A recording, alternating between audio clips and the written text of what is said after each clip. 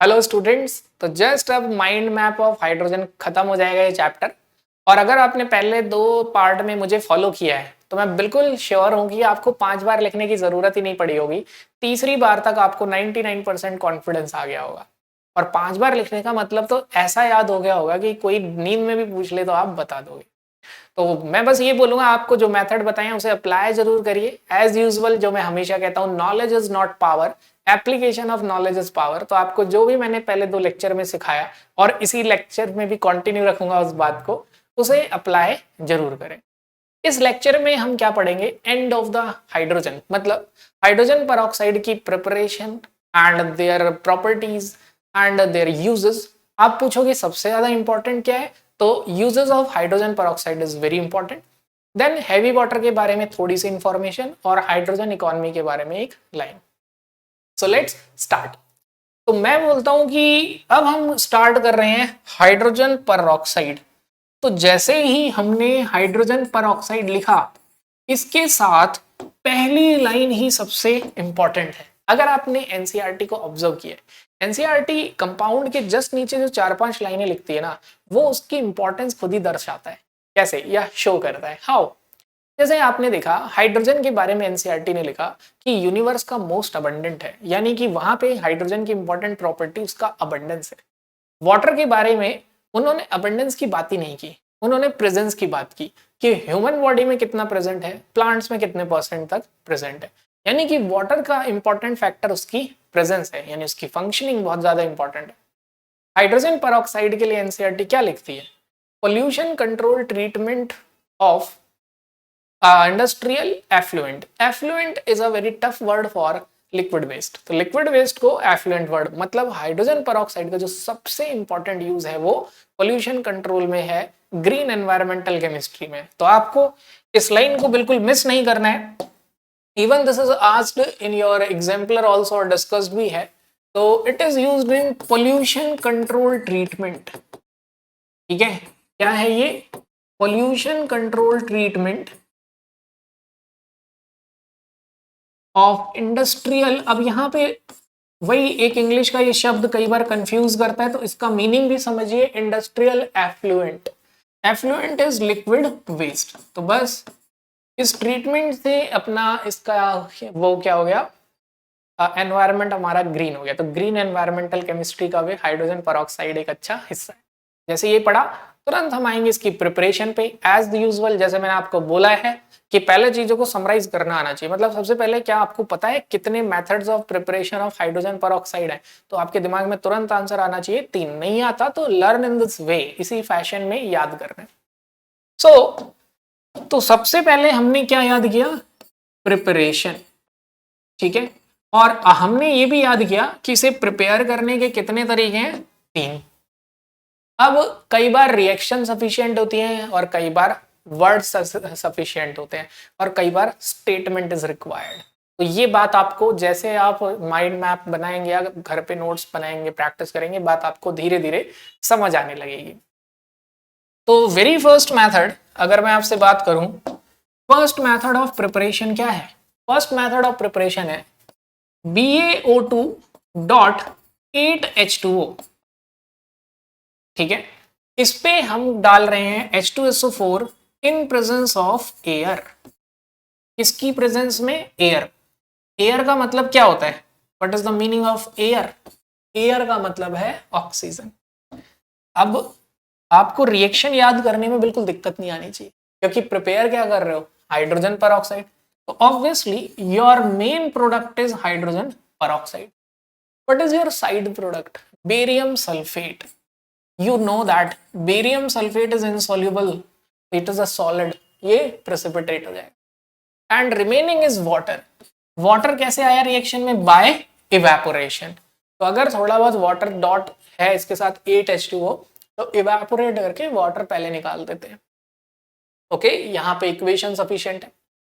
Now second method, second method में भी equation ही sufficient है। तो सेकेंड मेथड है प्रिपरेशन ऑफ डाइल्यूट H2SO4, उस पे से करंट पास करेंगे हाई करंट डेंसिटी पे, या फिर आप कॉन्क H2SO4 का इलेक्ट्रोलिसिस कर दो। Both are true. एक इलेक्ट्रोकेमिस्ट्री में डिस्कस है और एक यहाँ हाइड्रोजन चैप्टर में डिस्कस है। तो हम यहाँ पे क्या कहने वाले हैं, बहुत ही ध्यान से सुनो। हम यहाँ पे आपसे कहने वाले हैं डाइल्यूट H2SO4 का आप सबसे पहले करिए क्या, इलेक्ट्रोलिसिस। अब इलेक्ट्रोलिसिस कहाँ हो रहा है, एक इंपॉर्टेंट लाइन है यहाँ पे, high current density. Current density क्या होनी चाहिए, high. Current density is high. अब यहाँ पे जैसे पूरी बात लिखनी है, आधी भाषा से कोई फायदा नहीं होगा नोट मेकिंग में। तो जैसे ही आपने ये बनाया, यू विल गेट H2S2O8। क्या आप रिकॉल कर सकते हो पी ब्लॉक से, व्हाट इज द IUPAC या name of H2S2O8? That is peroxo disulphuric acid. It is also known as Marshall's acid. तो इन बातों को भी रिकॉल करते रहिए। मार्शल्स एसिड को आपने क्या किया, हाइड्रोलाइज। तो फिर आपने इस पे एक स्टेटमेंट लिख दिया कि यू हाइड्रोलाइज इट। अब जैसे ही हाइड्रोलाइज किया, आपको क्या मिला जो आप चाहते थे। आप क्या चाह रहे हो, प्रिपरेशन ऑफ हाइड्रोजन परऑक्साइड। और साइड में आपको क्या मिला, 2 molecules of HSO4 minus plus 2 molecules of H plus. तो हाइड्रोजन परऑक्साइड हमारा प्रिपेयर हो, ठीक है। नाउ तीसरे मेथड पे आते हैं कि what is your third method. तो थर्ड मेथड है प्रिपरेशन का 2 एल्काइल एंथ्राक्विनोल। अगेन यहाँ स्टेटमेंट की रिक्वायरमेंट नहीं है, जस्ट एक इक्वेशन और स्टेटमेंट का कॉम्बिनेशन यूज करेंगे। जैसे यू कैन से 2 एल्काइल एंथ्राक्विनोल। अगर इसका ऑक्सीडेशन कर दें तो बस ऐसे लिख देते हैं एरो पे ऑक्सीडेशन, तो it will gives you hydrogen peroxide. अगर ये तरीका लिखने का सही नहीं लग रहा तो आप दूसरा मेथड यूज कर सकते हैं, व्हाट। तो एनसीईआरटी ने ऐसे भी लिखा है, प्रिसाइज हो गए हैं एनसीईआरटी वाले। उन्होंने नाम ले लिया कि अल्काइल को आप मेनली इथाइल लिख दो। एंड ये भी एक इंपॉर्टेंट बात बताई है कि it is a reversible reaction, मतलब फॉरवर्ड डायरेक्शन में ऑक्सीडेशन हो रहा है, ठीक है, और बैकवर्ड डायरेक्शन में रिडक्शन, मतलब आप रिवर्स भी कर सकते हैं हाइड्रोजन पैलेडियम से रिड्यूस, ठीक है। आपको प्रोडक्ट क्या मिल रहा है, हाइड्रोजन परऑक्साइड प्लस दूसरा प्रोडक्ट जो है वो ऑक्सीडाइज्ड है। अब एक बात बताइए, लेट से एनसीईआरटी इसका नाम नहीं लिखती, लेकिन क्या आप खुद इसका नाम नहीं बता सकते? बिल्कुल बता सकते हो। अल्कोहल का ऑक्सीडेशन होता है तो कीटोन ही बनता है। तो एंथ्राक्विनोल से क्या बनेगा, एंथ्राक्विनोन। क्या बनेगा आपका, एंथ्राक्विनोन बनेगा। अब इसके बाद एक बड़ी इंपॉर्टेंट इंफॉर्मेशन जिसपे बेस्ड एनसीईआरटी एग्जाम्पलर में हमारा क्वेश्चन है। पहला डिस्कशन तो यहाँ पे है कि जो BaSO4 है इसमें H2SO4 जो यूज कर रहे हैं इसकी ये प्रिफर्ड नहीं है, इसकी जगह फॉस्फोरिक एसिड प्रिफर्ड है। वाई? पहला क्वेश्चन। दूसरा क्वेश्चन, यहां पर जो हाइड्रोजन परऑक्साइड बनता है वो 1% बनता है। तो यू कैन से हाइड्रोजन परऑक्साइड ऑब्टेन्ड इज 1%। तो अब आप इसको कैसे कॉन्सेंट्रेट कर सकते हो, कॉन्सेंट्रेट मीन्स आप इसको कर सकते हो 30%। हाउ, ठीक है, कैसे कर सकते हो? तो ये एनसीईआरटी में क्वेश्चन है, how you can concentrate hydrogen peroxide. तो what is the method? Method is distillation under reduced pressure. तो ये वर्ड याद रखना है आपको, क्या वर्ड है, डिस्टिलेशन अंडर रिड्यूस्ड प्रेशर। तो रिड्यूस्ड प्रेशर में जो डिस्टिलेशन हो रहा है उससे बन रहा है, लेकिन मैं चाहता हूं मेरा हाइड्रोजन परऑक्साइड और ज्यादा कॉन्सेंट्रेटेड हो, मतलब मैं चाहता हूं कि ये 30% की जगह 85% हो जाए। ये कैसे होगा? इसी मेथड को रिपीट करते रहिए, रिपीटिशन। कभी भी एग्जॉस्टिव वर्ड लिखा हो तो समझ जाना कि रिपीटिशन ही है, कि fractional distillation under reduced pressure बार बार करेंगे तो हमें 85% मिलेगा। अब इसके साथ अभी भी थोड़ा बहुत पानी है, उसकी हमें कोई चिंता नहीं है, उसको हम क्या कर लेंगे, 100%। अब हमारे पास जो हाइड्रोजन परऑक्साइड आया वो 100% आया। तो देखो एनसीईआरटी की वो 4-5 लाइन को मैंने एक फॉर्म में लिख दी। तो हम यहां से माइंड मैप बनाना सीख रहे हैं, और यहां पे उन्होंने बोला है जब 85% रह जाए तो आप वाटर को इवेपोरेट कर दो। सो यहां पे ये क्वेश्चन सॉल्व हो गया, how you can concentrate hydrogen peroxide distillation under reduced pressure. अभी एक क्वेश्चन का आंसर नहीं दिया है बिकॉज अभी जब हम हाइड्रोजन परऑक्साइड के डिस्कशन करेंगे वो उससे involve, because we know hydrogen peroxide is very unstable, वो इजीली डिकम्पोज हो जाता है किसमें, वाटर प्लस ऑक्सीजन। तो यहां पे हमने प्रिपरेशन पढ़ लिया, अब वक्त आ गया है क्या, physical properties of hydrogen peroxide पढ़ने का। So let's study.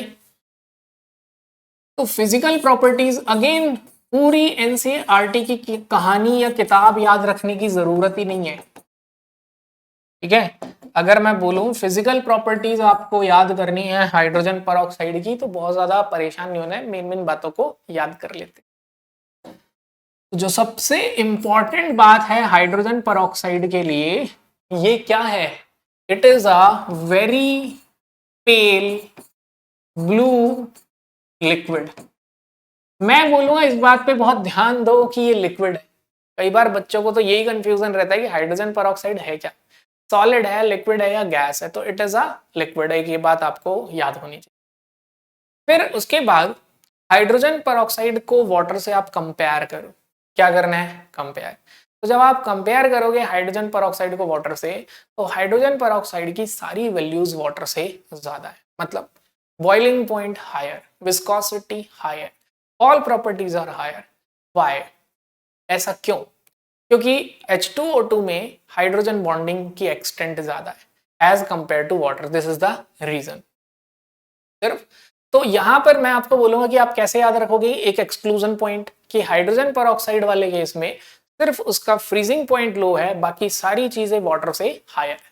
तो आपने सिंपली एक स्टार पॉइंट बनाया और आपने क्या लिखा, H2O2 is greater in than water in all respect except melting point।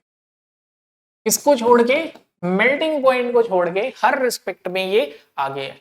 Boiling point hydrogen peroxide का ज्यादा, यू कैन से विस्कोसिटी हाइड्रोजन परऑक्साइड की ज्यादा, तो tendency of hydrogen bonding formation hydrogen peroxide की ज्यादा है। तो इस तरीके से आपने इसकी फिजिकल प्रॉपर्टीज के बारे में भी समझा। ओके, तो जब आप ये फिजिकल प्रॉपर्टीज, ये टेबल है एनसीईआरटी की, उससे हमने ये लाइन कंक्लूड की है। फिर उसके बाद जब आप ये चीज पढ़ लेते हैं तो बहुत इंपॉर्टेंट पार्ट आता है यहाँ पे कि हाइड्रोजन परऑक्साइड कैसे एक्ट कर सकता है। तो मैं बोलूंगा आपके दिमाग में जो भी वर्ड आ रहा है वो सब हाइड्रोजन परऑक्साइड है, मतलब सर हम समझे नहीं, मेरा ये कहने का मतलब है आप याद रखिए hydrogen peroxide is oxidising agent, ये ऑक्सीडाइजिंग एजेंट भी है, as well as it is a reducing agent, ये रिड्यूसिंग एजेंट भी है, as well as it is a bleaching agent. क्या है ये, ब्लीचिंग एजेंट है, as well as it is antiseptic, ये एंटीसेप्टिक भी है, ठीक है। मार्केट में ये पर हाइड्रोल के नाम से मिलता है। तो एनसीईआरटी एग्जाम्पलर ये भी बोलता है कि भाई हाइड्रोजन परऑक्साइड क्या है, तो हाइड्रोजन परऑक्साइड इज ऑल्सो पर हाइड्रोल। इट इज ऑल्सो डिसइंफेक्टेंट, ये डिसइंफेक्टेंट भी है, और hydrogen peroxide pollution control, green environmental chemistry में इंडस्ट्रियल एफ्लुएंट यानी लिक्विड वेस्ट को भी ट्रीट करता है। ओके, तो देखिए बहुत सारी प्रॉपर्टीज हाइड्रोजन परऑक्साइड की। तो सबसे इंपॉर्टेंट है हाइड्रोजन परऑक्साइड की केमिकल रिएक्शन, जो बच्चों ने बहुत बोला है कि सर बहुत मुश्किल आती है याद करने में, तो देखो आज हम इसको इतना आसान कर देंगे आप खुश हो जाएंगे। तो देखिए हमने क्या किया, सबसे पहले लिखा हाइड्रोजन परऑक्साइड, फिर हमने तुरंत उसको दो पार्ट में डिवाइड किया। क्या, एक जब ये रिड्यूसिंग एजेंट होगा, तो सबसे पहले ये समझो कि जब मैं बोल रहा हूं hydrogen peroxide is a reducing agent, तो व्हाट डज इट मीन, इसका मतलब है कि जो हाइड्रोजन परऑक्साइड है उसका ऑक्सीडेशन हो रहा है। क्या आप सोच सकते हो कि अगर हाइड्रोजन परऑक्साइड का ऑक्सीडेशन हो रहा है तो इसका मतलब क्या हुआ, इसका मतलब ऑक्सीजन अपनी -1 ऑक्सीडेशन स्टेट से हायर ऑक्सीडेशन स्टेट में गया, और वो हायर ऑक्सीडेशन स्टेट क्या होती है, O2। फिर उसके बाद बोलते हैं कि रिड्यूसिंग एजेंट भी दो मीडियम में है, एक बार एसिडिक मीडियम में है और एक बार बेसिक। तो अब देखो रिएक्शन का एक हिस्सा तो आप याद कर चुके, जब जब हाइड्रोजन परऑक्साइड रिड्यूसिंग एजेंट होगा हमेशा एक बाय प्रोडक्ट ऑक्सीजन गैस होगा, लर्न हो गया। Reactant H2O2, product O2। अब किसको रिड्यूस कर रहा है एसिडिक मीडियम में, किसको ऑक्सीडाइज रिड्यूस कर रहा है बेसिक मीडियम में, ये बात आपको और पता होनी चाहिए। तो ठीक है चलो, तो बेसिकली क्या होना चाहिए, रिडक्शन। रिड्यूसिंग एजेंट है तो कोई एलिमेंट क्या हो रहा होगा, रिड्यूस। तो देखिए एसिडिक मीडियम में हम याद करके बैठे हुए हैं कि MnO4 नेगेटिव चेंज हो जाता है किसमें, Mn2 प्लस में। तो ये हमने याद किया हुआ है कि MnO4 नेगेटिव Mn2 प्लस में एसिडिक मीडियम में चला जाता है। अब बेसिक मीडियम में क्या होता है, बेसिक मीडियम में MnO4 माइनस चेंज होता है MnO2 में। बस इतनी बात याद रखो। अब आप प्लस करके नहीं लिख सकते, इधर आपको क्या लिखना है प्लस H2O2, इधर आपको क्या लिखना है प्लस H2O2, और इधर आपको प्लस करके क्या लिख देना है O2। बोलो समझ आ रही है नहीं समझ आ रही वाली बात। तो आपको सिंपली ये छोटी छोटी चीजें लर्न होनी चाहिए, दैट्स इट। तो लेकिन मैंने क्या किया, इस रिएक्शन को, इतनी बड़ी रिएक्शन को देख के आप डर जाते, इसलिए हमने क्या किया, सिंपली जैसे मोल कॉन्सेप्ट में आपको याद करवाया था वैसे ही याद करवाया कि कौन किस में चेंज हो रहा है, ये याद कर लो। अगेन एसिडिक मीडियम में दूसरी रिएक्शन है HOCl। HOCl में क्लोरीन चेंज हो जाता है किसमें, Cl माइनस में, ये याद रखना है। देन बेसिक मीडियम में आयोडीन किसमें चेंज हो जाता है, I माइनस। तो यही दो रिएक्शन एनसीईआरटी में मेंशन है। बोलो इजी है या नहीं लर्न करना। अब आपको क्या करना है, रिएक्टेंट में H2O2 लिखना है और प्रोडक्ट में O2 लिखना है, कुछ ना हो तो वाटर से बैलेंस कर देना, दैट्स इट। अब एक बहुत छोटी सी बात आपको ये ध्यान देनी है, जब ये एज अ ऑक्सीडाइजिंग एजेंट होगा, सबसे पहले तो ये सोचो जब hydrogen peroxide as a oxidising agent होगा तो मुझे बताइए हाइड्रोजन परऑक्साइड का क्या हो रहा होगा, रिडक्शन। हाइड्रोजन परऑक्साइड का जब रिडक्शन होगा तो मुझे बताइए ऑक्सीजन -1 से किस में जाएगा। तो sir it is very clear कि -1 से -2 में जाएगा। ऑक्सीजन की -2 ऑक्सीडेशन स्टेट किस में होती है, दो जगह होती है, एक वाटर में और एक OH नेगेटिव में। मेरे को आज तक बच्चों को ये बताने की जरूरत ही नहीं पड़ी कि कब OH माइनस बनेगा और कब वाटर बनेगा। उन्होंने खुद बोल दिया कि सर अगर एसिडिक मीडियम है तो दैट्स फाइनल कि बाय प्रोडक्ट H2O2 का होगा वाटर, और अगर बेसिक मीडियम है तो दैट्स फाइनल कि हाइड्रोजन परऑक्साइड चेंज होगा OH माइनस में। बोलो आ रही है बात समझ। अब फिर वही याद करना है, ऑक्सीडेशन होगा Fe2 प्लस एसिडिक मीडियम हो या बेसिक मीडियम हो, दोनों में किस में चेंज होता है, Fe3 प्लस में। एसिडिक मीडियम हो या बेसिक मीडियम में इसी में चेंज होता है। एसिडिक मीडियम में PbS चेंजेस इनटू PbSO4। अब बताइए आसान है या नहीं, रिएक्टेंट में H2O2 लिखना है और प्रोडक्ट में वाटर लिखना है। ऐसे ही यहां पे क्या करना है आपको, Mn2 plus changes into Mn4 plus. Reactant में H2O2 लिखना है और प्रोडक्ट में OH माइनस। बस आप इसको 5 बार लिखने की जरूरत नहीं पड़ेगी, तीसरी बार तक याद हो जाएगा। उसके बाद जो भी क्वेश्चन कहीं भी दिए हैं ट्राई करके देख लो, बिकॉज हमें बैलेंस इक्वेशन तो लिखने को बोलेंगे नहीं, ऑब्जेक्टिव में क्वेश्चन आएगा, प्रोडक्ट पूछेगा तो ऑब्जेक्टिव वे में ही सोचिए। ओके, तो अब इसके बाद हम चलते हैं हाइड्रोजन परऑक्साइड के स्ट्रक्चर के ऊपर। अब उसमें भी बड़ी महाभारत है, वैसे है नहीं, एकदम काम माइंड से आप सोचोगे तो है नहीं, बस सोचना है। तो आपको सभी को पता है कि हाइड्रोजन परऑक्साइड का जो स्ट्रक्चर होता है, बोलो हमने सबने पढ़ा हुआ है, it is open book like structure. कैसा होता है ये, ओपन बुक लाइक स्ट्रक्चर। फिर तुरंत एनसीईआरटी क्या करती है, तुरंत वो आपसे स्ट्रक्चर ऐसे बना के आपको दे देती है, ओपन बुक लाइक दिस। ठीक है, और अगर आप एनसीईआरटी देखोगे तो वो ऐसा स्ट्रक्चर आपसे बोल रहे हैं कि एक है हमारा गैस फेज में, दूसरा है हमारा सॉलिड फेज में। अगेन बस कुछ बातों का ध्यान रखो, चीजें आसान है। कैसे? आपको बस क्या याद रखना है कि गैस फेज और solid phase, obviously solid phase में सब कुछ कम होगा, सॉलिड फेज में OH की बॉन्ड लेंथ बड़ी है और OO bond length solid phase में छोटी है। ऑब्वियसली गैसियस फेज में थोड़ा सा मॉलिक्यूल्स की एनर्जी बढ़ जाती है तो दे स्टार्ट वाइब्रेटिंग मोर, तो due to vibration you can say bond length increase. But फिर आपको डाउट आता है सर ये OH bond length solid state में ज्यादा क्यों है? Because of hydrogen bonding. हम बोलते हैं कि जब वो OH दूसरे मॉलिक्यूल से हाइड्रोजन बॉन्ड बनाता, a little bit of stretching occurs, that's why solid state में OH बॉन्ड लेंथ बड़ी होती है। जब आप इतनी बात दिमाग में सोच लेते हो तो आपके दिमाग में 4 डेटा तो इजीली सेट रहते हैं, 147, 145, 98 या 95, ऐसा कुछ डेटा। तो मान लो ये डेटा तो आपके दिमाग में सेट है, तो क्या आप मुझे बताइए कि क्या आप इस वैल्यूज को इजीली नहीं लिख सकते? यस और नो? इजीली लिख सकते हैं। मान लो मुझे थोड़ा बहुत डाउट आ रहा है कि कौन सी बॉन्ड लेंथ क्या है, तो मैंने थोड़ा सा सोचा कि भाई जो बड़ी और छोटी से रिलेशन है उसके बाद मेरे को दिक्कत ही नहीं है।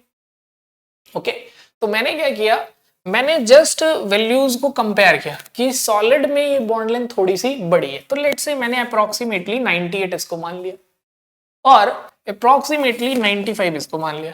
फिर मेरे को पता है यहाँ पे बॉन्ड लेंथ छोटी है तो 145 इसे अप्रोक्सीमेट मान लिया एंड 147 इसे मान लिया।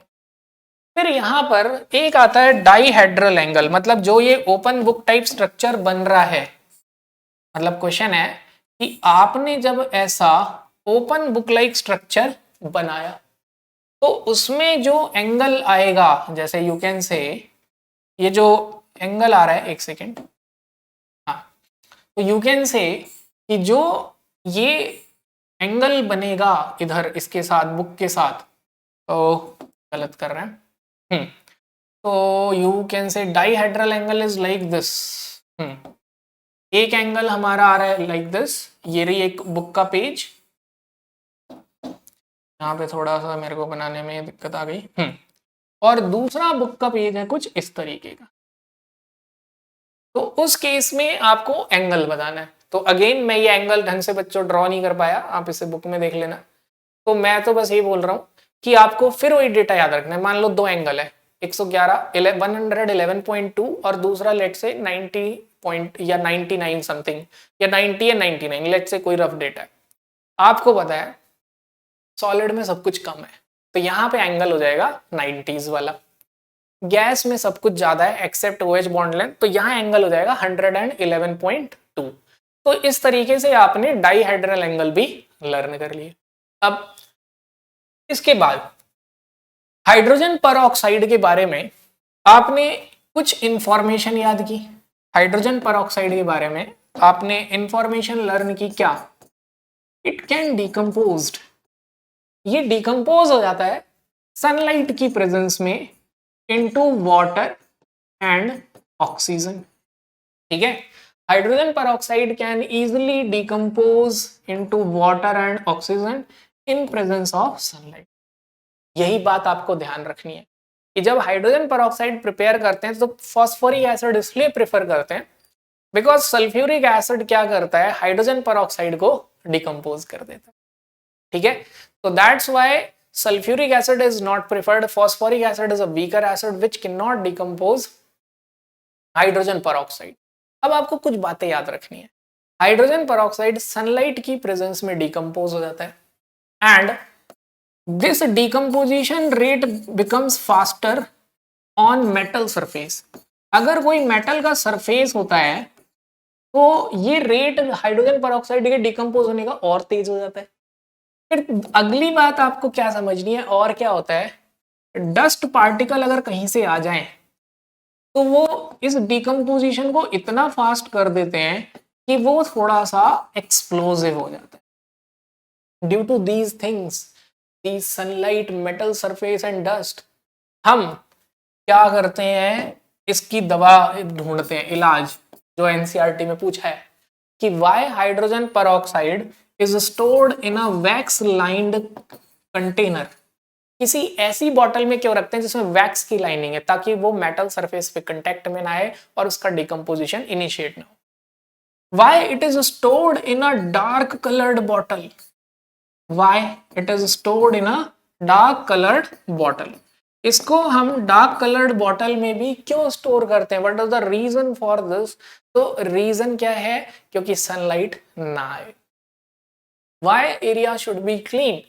Because dust induced explosive decomposition of hydrogen peroxide. तो देखिए हाइड्रोजन peroxide से रिलेटेड हमें सारी इंफॉर्मेशन का पता लग गया। अब एक ही बात बची है इसके बारे में पढ़ना, क्या, इट्स यूजेस। तो अब क्या करते हैं, हम इसके यूजेस भी पढ़ लेते हैं फटाफट कि व्हाट आर इट्स यूजेस। तो यूजेस अगर मैं बात करूं, पहला इंपॉर्टेंट यूज तो हम पहले ही लिख चुके हैं, क्या, इंडस्ट्रियल एफ्लुएंट, मतलब एफ्लुएंट ई आएगा। इंडस्ट्रियल एफ्लुएंट मतलब कि जो इंडस्ट्रियल वेस्ट होता है उसको ट्रीट करता है और ग्रीन एनवायरमेंटल केमिस्ट्री में हेल्प करता है। दूसरा, ये ब्लीचिंग एजेंट है,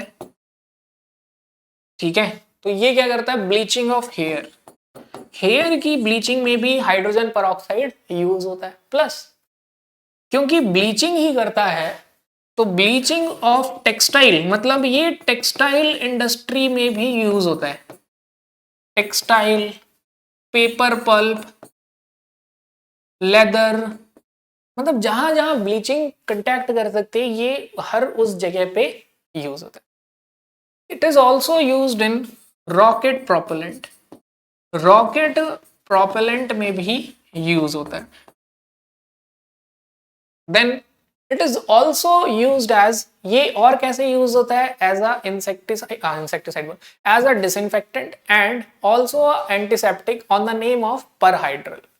ठीक है, तो फिर हमने बोल दिया एक और यूज, ये कौन सा नंबर था, इट इज डी, तो हमने एक और यूज लिखा, क्या, it is used as disinfectant, ये डिसइंफेक्टेंट भी है, ठीक है, एज वेल एज मार्केट में एंटीसेप्टिक भी है। तो मार्केट में किस नाम से सोल्ड होता है, sold on the name of Perhydrol, ठीक है। So it is the use of hydrogen peroxide। अब आते हैं हम किस पे, हैवी वाटर। तो let's discuss heavy water D2O। तो D2O के बारे में क्या इंफॉर्मेशन है, बस 2-3 इंफॉर्मेशन है, याद रखो। सबसे पहले D2O का यूज, तो D2O is used in, D2O का सबसे पहले आपको यूज पता होना चाहिए कि वो यूज कहां होता है। तो it is used as a moderator in nuclear reactor, ये होता है मॉडरेटर इन न्यूक्लियर रिएक्टर, मतलब न्यूट्रॉन की स्पीड को स्लो डाउन करने के काम आता है, ये बात बच्चों को जनरली पता होती है, ठीक है। देन उसके बाद हैवी वाटर बनाया कैसे जाता है, प्रिपरेशन। तो यू कैन से आप बहुत लंबे समय तक वाटर का जब इलेक्ट्रोलिसिस करते हो तो हैवी वाटर बनता है। तो you can say by electrolysis of water over a long period, electrolysis of water over a long period of time, over a long period of time, okay। then इसके बाद और क्या, और कैसे बनाया जाता है, कुछ फर्टिलाइजर्स का ये बाय प्रोडक्ट है, प्रिपरेशन ऑफ फर्टिलाइजर्स में बाय प्रोडक्ट भी है, एज अ बाय प्रोडक्ट भी क्या होता है, ये ऑब्टेन्ड होता है, by product of fertilisers, okay. तो ये हमने D2O के बारे में इंफॉर्मेशन पढ़ी। नाउ कुछ प्रॉपर्टीज केमिकल रिएक्शन D2O की, उसे याद करने का अगर मैं तरीका बताऊं तो आप ऑर्गेनिक से रिलेट करो। ऑर्गेनिक से जैसे कैल्शियम कार्बाइड पे जब आप वाटर डालते थे तो आपको क्या मिलता था, तो आपको मिलता था acetylene, CH triple bond CH, ठीक है, CH triple bond CH plus calcium hydroxide. इसी से रिएक्शन को क्या करो, रिलेट करो, ठीक है। क्या करना है, अब हमने क्या लिखा, CaC2 plus D2O।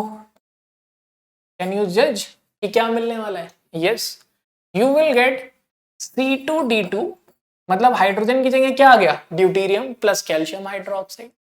Same way अगर हम एल्यूमिनियम कार्बाइड पे D2O डाल दें, एक मिनट, एल्यूमिनियम कार्बाइड का फॉर्मूला गलत लिख दिया, इस पे अगर मैं D2O डाल दूं तो क्या बनने वाला है? तो you can say we will get CD4। क्या मिलेगा हमें? CD4 plus Al OD whole thrice. Okay, so बिल्कुल इसकी जो रिएक्शन है वही वाटर वाली, जहां जहां रिएक्शन है वहीं वहीं आपका हैवी वाटर वाला रिएक्शन भी क्या होता है? यूज हो जाता है। अब यहां पर एक और बात, लेट से हाइड्रोजन पर ऑक्साइड है और हैवी वाटर, हाँ यहाँ पे एक बात और बताना भूल गया, जो हाइड्रोजन पर ऑक्साइड है it is soluble in water, because इस पे बेस्ड भी क्वेश्चन है, और इट ऑल्सो फॉर्म हाइड्रेट। तो आपको ये बात याद रखनी है कि hydrogen peroxide is soluble, जो हाइड्रोजन पर ऑक्साइड है वो क्या है? सोल्यूबल है इसमें, वाटर में, सोल्यूबल इन वाटर। ओके, तो वाटर में सोल्यूबल है and exist as a hydrate H2O2 dot H2O। तो this information you should know. अब बिल्कुल एकदम लास्ट पार्ट पे आ गए हैं जहां पर हमको क्या करना है, हाइड्रोजन के बारे में सिर्फ पढ़ना है, मतलब सुनना है। सुनो जरा ध्यान से। हाइड्रोजन जो है, क्योंकि बॉन्ड एसोसिएशन एनर्जी इसकी बहुत ज्यादा हाई है, तो हाइड्रोजन को हम एज अ फ्यूल यूज कर सकते हैं। ठीक है, मतलब लिक्विड हाइड्रोजन का अगर कंबशन होता है तो इतनी एनर्जी मिलती है कि एनसीईआरटी में जो डेटा है कंपेयर कर रहे हैं, पेट्रोल के कंपैरिजन में पर ग्राम हाइड्रोजन का इंथैल्पी ऑफ कंबशन बहुत ज्यादा है। मतलब hydrogen is as a fuel is very good. तो अगर हम कहीं पे हाइड्रोजन को बर्न करें तो उसके लिए बहुत ही यू कैन से कोरोसिव और हैवी मेटल वाला एक्सपेंसिव मेटल चाहिए उसका एज अ वेसल। इसलिए हमने क्या किया, ये तरीका डिस्कार्ड कर दिया। हमने एक नया तरीका यूज किया, hydrogen economy. What is hydrogen economy? Hydrogen economy में हम क्या करते हैं, सीधे हाइड्रोजन को ट्रांसपोर्ट करते हैं या यूज करते हैं एज अ एनर्जी और fuel. This is called as hydrogen economy. अब इससे क्या हुआ, हाइड्रोजन से फ्यूल बनाने की जरूरत ही खत्म हो गई। मतलब आप हाइड्रोजन से फ्यूल बना के एनर्जी को आगे यूज कर रहे हो तो डायरेक्टली हाइड्रोजन को ही यूज कर लो। धीरे धीरे पेट्रोल में हर जगह जहां भी फ्यूल्स थे हाइड्रोजन को यूज किया गया, उसकी परसेंटेज धीरे धीरे बढ़ाते चले गए और देखा गया it is a very good source of energy. तो this is all about hydrogen economy. तो यहाँ पर हम हाइड्रोजन चैप्टर खत्म करते हैं। अब इट्स माइंड मैप टाइम। जो अभी तक पढ़ा है, क्योंकि बहुत ही कम पढ़ा है, तो कोशिश करते हैं उसको लेस देन 5 मिनट्स में कवर करने। ठीक है, तो सी हमने स्टार्ट किया था हाइड्रोजन परऑक्साइड से। तो हाइड्रोजन परऑक्साइड क्या कर रहा है, इंडस्ट्रियल एफ्लुएंट का ट्रीटमेंट। ठीक है, जो भी इंडस्ट्रियल वेस्ट है उनका ट्रीटमेंट कर रहे हैं। फिर उसके बाद हम क्या कर रहे हैं, हाइड्रोजन परऑक्साइड को प्रिपेयर कर रहे हैं। हम हाइड्रोजन परऑक्साइड को प्रिपेयर कर रहे हैं कैसे, पहले हम क्या कर रहे हैं, Ba2.8H2O प्लस H3PO4 लिख लो, सो दैट आपको ये क्वेश्चन भी याद रहे कि H3PO4 is preferred over H2SO4। और आप मेन प्रोडक्ट लिखिए हाइड्रोजन परऑक्साइड और साइड प्रोडक्ट लिखिए BaSO4 which is insoluble. Then electrolysis. उसके बाद दूसरा तरीका क्या है, इलेक्ट्रोलिसिस। तो अब आप फटाफट देखिए, वन स्टेप में ऐसे रिएक्शन लिखिए, H2SO4 हाई करंट डेंसिटी। तो मैं अगर हाई डेंसिटी लिख दूंगा तो आई गेस आपको क्लियर है कि करंट डेंसिटी की ही बात हो रही है। तो इट गिव्स यू H2S2O8। फिर आपने इसका क्या किया, हाइड्रोलिसिस। जैसे ही हाइड्रोलिसिस किया मेन प्रोडक्ट आपको मिल गया हाइड्रोजन परऑक्साइड और साथ में HSO4 और OH नेगेटिव आयन। तीसरा तरीका था, आपने क्या किया, 2 इथाइल एंथ्राक्विनॉल, इसका किया ऑक्सीडेशन और ये मिल गया हाइड्रोजन परऑक्साइड। ओके, नाउ अब ये जो हाइड्रोजन परऑक्साइड मिलता है दिस इज 1%। अब 1% से हम इसे बनाते हैं 30%, 30% से हम बनाते हैं इसे 85%, 85% से हम बनाते हैं 100%। ये परसेंटेज किसकी है बच्चों, this is the percentage of hydrogen peroxide. Hydrogen peroxide की ये परसेंटेज है। कैसे किया मैंने 1 से 30?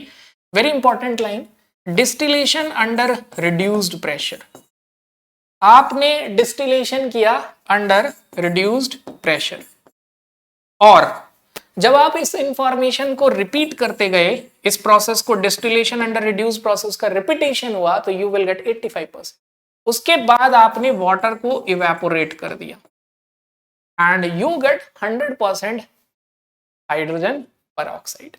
ओके, प्रिपरेशन के बाद तुरंत हम आते हैं किस पे? After the preparation just we come over the structure. तो स्ट्रक्चर में हमें पता है सिंपली ओपन बुक। फिर दोनों स्ट्रक्चर में मैंने याद रखा है all angles and length are higher in gaseous state. सारी वैल्यूज हायर हैं, किसमें हायर हैं बताइए? तो it is higher in gaseous state. किसमें हायर है ये? गैसियस स्टेट में हायर है। ध्यान से सुनना भाई, सॉलिड में सब छोटा है, गैसियस में सब बड़ा है, क्योंकि गैसियस में टेम्परेचर ज्यादा है, काइनेटिक एनर्जी ज्यादा है, वाइब्रेशंस ज्यादा है, थोड़ा सा elongation, except OH bond length. ध्यान से सुनना, एक्सेप्ट OH बॉन्ड लेंथ। किसको छोड़ के? OH की बॉन्ड लेंथ को छोड़ के। ठीक है, OH bond length is stretched because of intermolecular hydrogen bond. तो हाइड्रोजन बॉन्डिंग की वजह से हाइड्रोजन परऑक्साइड की सारी वैल्यूज ज्यादा है, boiling point, viscosity, every values are higher. सिर्फ एक मेल्टिंग पॉइंट है जो हाइड्रोजन वाटर से कम है। देन स्ट्रक्चर के बाद तुरंत हम आते हैं किस पे? Uses of hydrogen peroxide. तो दैट्स वेरी इजी, मैं तो बोलूंगा सिंपली ऐसे लिखो, oxidising agent, reducing agent, bleaching agent. जैसे ब्लीचिंग लिखा है तो लिख लो bleaching of hair, bleaching of textile. ठीक है, bleaching of hair, bleaching of textile, bleaching of paper pulp, bleaching of leather. Then उसके बाद आप फिर लिखो further, it is also used as disinfectant. ये एज अ डिसइंफेक्टेंट भी यूज होता है, और यू कैन से और एंटीसेप्टिक। और कैसे यूज होगा? एंटीसेप्टिक। ठीक है, antiseptic bye the name Perhydrol. This is very important, आपको पता होना चाहिए कि hydrogen peroxide is also called as Perhydrol. Then it is also used in green environmental chemistry, क्योंकि अभी हमने पढ़ा है कि ग्रीन एनवायरमेंटल केमिस्ट्री में ये कैसे हेल्प कर रहा है, हाउ। तो it is helping in green environmental chemistry by you can say by treatment, pollution control treatment of industrial effluent. Okay, तो ये हमने पढ़ ली इंफॉर्मेशन किसके बारे में? Hydrogen peroxide. अब जब ये ऑक्सीडाइजिंग एजेंट है या रिड्यूसिंग एजेंट है हाइड्रोजन परऑक्साइड, तो वो भी बड़ी इंपॉर्टेंट है, प्रॉपर्टीज भी याद करना। तो आपने फटाफट लिखा ऑक्सीडाइजिंग एजेंट, फिर आपने लिखा it can act as a reducing agent, फिर आपने फटाफट 2 एरोज और बनाए, एक एसिडिक मीडियम में और एक बेसिक मीडियम में। ठीक है, जैसे मैं लिख रहा हूं एग्जैक्टली यही स्पीड में लिखना है, तो मैं 3-4 बार लिख के, ऑब्वियसली पहली बार में नहीं होगा, कुछ गलतियां होंगी, फिर दूसरी बार लिखना, तीसरी बार, and soon you will easily, you can easily write, आप इजीली लिख सकते हो। अब उसके बाद जब ये रिड्यूसिंग एजेंट है, ठीक है, तो रिड्यूसिंग एजेंट भी again acidic medium and basic. अब आपको यही याद रखना है, जब ये ऑक्सीडाइजिंग एजेंट है तो हाइड्रोजन परऑक्साइड का क्या हो रहा होगा? रिडक्शन। मतलब हाइड्रोजन परऑक्साइड अगर रिड्यूस हुआ -1 से, तो किस में चेंज होगा? -2, OH negative in basic medium and H2O in acidic medium. और अगर हाइड्रोजन परऑक्साइड ऑक्सीडाइज हुआ, तो वो ऑक्सीडाइज होगा तो -1 से 0 में जाएगा, मतलब चाहे एसिडिक मीडियम हो या बेसिक मीडियम, दोनों में क्या मिलेगा? O2। अब चीजें आसान होती हुई, अब बस हम ये याद रखेंगे कौन किस में कन्वर्ट होगा, दैट्स इट। सो सबसे पहले बात करते हैं ऑक्सीडेशन की। तो यू कैन से पहली रिएक्शन में Fe2+ चेंज हो जाएगा Fe3+ में। सेम वे यहां भी यू कैन से Fe2+ चेंज हो जाएगा किसमें, Fe3+ में। तो first reaction acidic basic medium में सेम है, बस फर्क है तो बाय प्रोडक्ट का बेसिक में OH- है और एसिडिक में वाटर है। This is the basic difference. Now अब हम सबको पता है एसिडिक मीडियम में MnO4 नेगेटिव मोल कॉन्सेप्ट से भी थोड़ा सा पता है Mn2+ में जाता है। ओके देन बेसिक मीडियम में मोल कॉन्सेप्ट में ही पता है कि MnO4 नेगेटिव MnO2 में जाता है, तो इसमें कोई बहुत ज्यादा परेशानी हमें नहीं आई। अब आते हैं रिडक्शन होना। एसिडिक मीडियम में किसका रिडक्शन हुआ, ठीक है। एक मिनट, मैंने कुछ गलती कर दी, यस जोश जोश में मैंने एक गलती कर दी है। MnO4 माइनस Mn2 ये मैंने रिडक्शन वाली रिएक्शन लिख दी है, जबकि मुझे ऑक्सीडेशन वाली लिखनी थी। मैंने अभी ध्यान दिया ऑक्सीडेशन, ऑक्सीडाइजिंग एजेंट, तो करेक्शन कर लेते हैं। तो मेरी तरह तुम भावनाओं में मत बह जाना, जोश जोश में मिस्टेक मत करना एग्जाम में। PbS जो है वो चेंज होगा PbSO4 और यहां पे HOCl ऑक्सीडाइज होगा किसमें, Cl- में। तो अगेन ये भी गलत लिख दिया, रिडक्शन ये भी, ठीक है। तो 2 से 3 तो माइनस, यहां पर Mn2+ चेंज होगा Mn4+ में। तो देखो मैं कैसे सोच रहा हूं, कई बार बच्चे मेरे से पूछते हैं सर आप ये भी बताइए हाउ यू थिंक। मैंने ये सोचा मुझे वही रिएक्शंस लिखनी है जिनमें ऑक्सीडेशन हो रहा हो। तो ऑक्सीडेशन हो रहा है Fe2 से Fe3 में, PbS से PbSO4 में, Mn2 से Mn4 में। अब यहां मैं वो रिएक्शन लिखूंगा जिनमें रिडक्शन होगा। तो अब एसिडिक मीडियम में रिडक्शन, तो अब अगर एसिडिक मीडियम में रिडक्शन की बात आई तो सबसे पहले हम क्या करेंगे, HOCl को चेंज करेंगे किसमें, Cl- में। This is reduction in acidic medium. Plus MnO4- जो थोड़ी देर पहले बताया था वो रिड्यूस होता है Mn2+ में एसिडिक मीडियम में। जैसे मैं MnO4- के बारे में सोचता हूं तुरंत मुझे ये भी पता है कि बेसिक मीडियम में MnO4- चेंज हो जाता है MnO2 में। देन अब मेरे को पता है कि यहां पे बस एक रिएक्शन और आनी है, तो that is iodine changes into I-, that's it. So in this way, इस तरीके से हमने हाइड्रोजन परऑक्साइड की रिएक्शंस को लर्न किया। तो आप ऐसे ही लिखिए, फिर उसके बाद ओवरऑल रिएक्शन लिखिए step by step. I am sure कि आप पूरी बैलेंस रिएक्शन तक भी लिख पाओ। आई होप ये माइंड मैप आपको बहुत ज्यादा हेल्प कर रहा होगा। बिकॉज अब जैसे अगर मैं D2O के बारे में बात करूं तो जो पहले लिखा था सेम वही रिपीट करूंगा। D2O heavy water moderator in nuclear reactor, D2O is used prepared by prolonged electrolysis of water। ये दो स्टेटमेंट उसका तो वही रिपीटिशन है। देन D2O की रिएक्शन एसिटाइलिन के साथ, फिर उसके बाद हाइड्रोजन इकोनॉमी। हाइड्रोजन, चलो सुन लो इसको, हाइड्रोजन इकोनॉमी बेसिकली है क्या। तो एग्जाम्पलर सीधे ये पूछता है हाइड्रोजन इकोनॉमी इज व्हाट।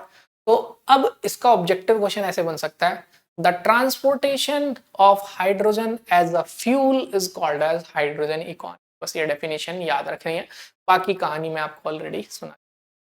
तो आई होप धीरे धीरे आपको समझ आ रहा है how to make notes for inorganic, how to include questions while making notes. ये सब लेकिन कब पॉसिबल है, जब आपने पहले ही एक बार एनसीईआरटी की रीडिंग कर रखी हो, एनसीईआरटी क्वेश्चंस पढ़ रखे हैं, उसके बाद आप इस तरीके के नोट्स बना सकते हैं। और नोट्स खुद बनाने का ये फायदा होगा कि आपको चीजें बार बार याद होंगी। और जब आप खुद नोट्स बना रहे हो, लाइक मेथड ऑफ प्रिपरेशन 4 होते हैं 3, अगर आप कंफ्यूज हुए कि 3 या 4, तो तुरंत नोट्स में आके स्टार लगाओ कि मैं ये बात भूल रहा हूँ। जैसे प्रिपरेशन ऑफ हाइड्रोजन परऑक्साइड का, प्रिपरेशन ऑफ वाटर तो नहीं है, केमिकल प्रॉपर्टीज ऑफ वाटर के मेथड कितने हैं, 4। तो लेट से आप वाटर का जो चौथा है हाइड्रेट फॉर्मेशन, अगर वो चौथा पार्ट भूल रहे हो तो मार्क करो कि मुझे इसी को ध्यान देना, 3 तो मुझे याद रहेंगे। लेट से आप हाइड्रेट फॉर्मेशन के भी 3 part, interstitial, complex and hydrogen bonded, उसको भी भूल रहे हैं। तो उसमें भी जैसे कॉम्प्लेक्स है, तो कॉम्प्लेक्स में बेसिकली क्या हो रहा है कि वाटर एज अ लिगेंड है, कोऑर्डिनेट बॉन्ड है, तो आप कॉम्प्लेक्स का दूसरा नाम कोऑर्डिनेटेड भी होता है, तो वो मार्क करें कि ये। तो आई होप मैंने आपको ये भी सिखाया कि क्या, या रिवाइज करते वक्त क्या रिवाइज करना है, इससे आपको फायदा होगा। लेट से जब इनऑर्गेनिक आप दोबारा रिवाइज करोगे, पूरी तो रिवाइज करने में डर लगेगा, लेकिन क्योंकि आपने मार्क कर रखा है कि मेरे को फोर्थ मेथड याद नहीं रहता है, 3 तो याद रहते हैं, तो आपने सीधे फोर्थ मेथड पढ़ लिया, ठीक है, yes fourth method is your interstitial. So फिर उसके बाद आपने सोचा कि थर्ड मेथड मेरे को याद नहीं रहता, कोऑर्डिनेटेड। ऐसे ही मतलब जो जो चीजें याद नहीं रहती, जैसे लेट से आपको हाइड्रोजन पेरोक्साइड में एंथ्राक्विनॉल से क्विनॉन बनाने वाला नहीं याद रहता, तो मार्क कर लो, सीधे वही रिवाइज करो। तो ये आपको लास्ट मोमेंट में हेल्प करेगा। बिकॉज काफी स्टूडेंट मेरे से कह रहे थे सर ये भी बताइए कि कैसे लास्ट मिनट में रिवीजन करें पूरे चैप्टर की। वो तभी पॉसिबल है बच्चों जब आपका ये माइंड मैप हो। Okay, so keep practising. Thank you.